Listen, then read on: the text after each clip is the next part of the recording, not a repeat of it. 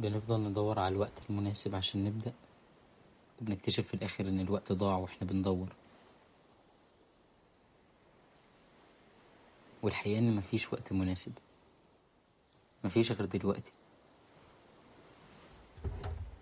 الوقت ده كنز لأي حد عايز يوصل لهدفه في الدنيا أو في الآخرة.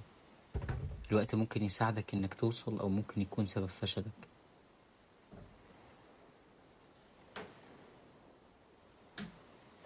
وهيجي اليوم اللي بتتمنى إن الوقت يرجع، بس للأسف مفيش وقت. أكتر دافع ممكن يخليك تتحرك هو خوفك من إنك ترجع زي الأول.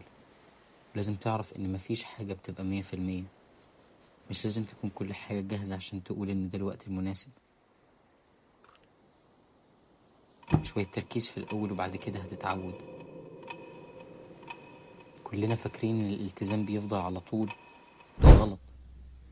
احنا في الأول بنلتزم، بس بعد كده بنتعود، وصعوبة الحاجة بتبقى أسهل مع الوقت. ما تنساش إن العمر كده كده هيعدي. انت اللي بتختار تعيشه ازاي.